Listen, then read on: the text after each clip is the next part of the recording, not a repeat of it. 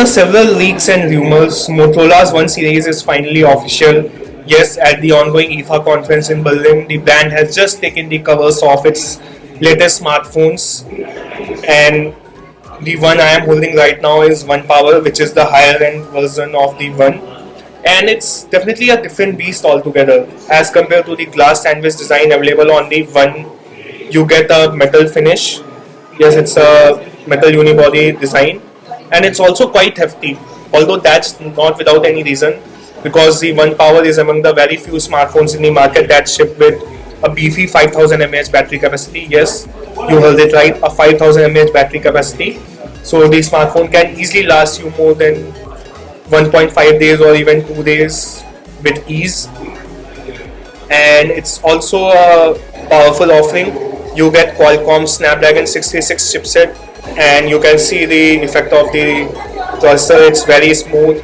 You can quickly jump in and out of apps. There is no trace of lag as such, although we will have to play games or push its limit with heavy apps to let you know about its performance capabilities. The processor is further mated to 3GB or 4GB of RAM, and depending upon the RAM, you will get storage of 32GB or 64GB. In this case, it's a 64GB unit, and out of that, around 16.2GB is already eaten up by the OS and other resources. It's also Android One, and this kind of marks Motorola's re-entry into the Android One segment, because it's been a while since the brand has announced any Android One based offerings.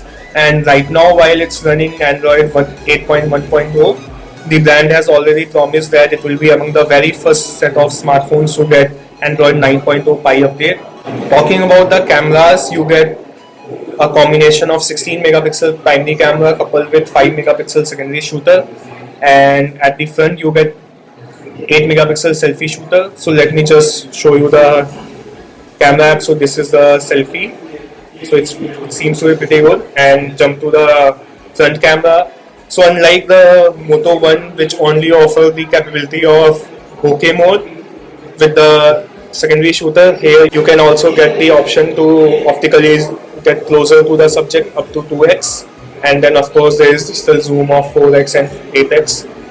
The Moto One Power also comes with Google Lens support, and let me just see if there are any other settings that you should know about.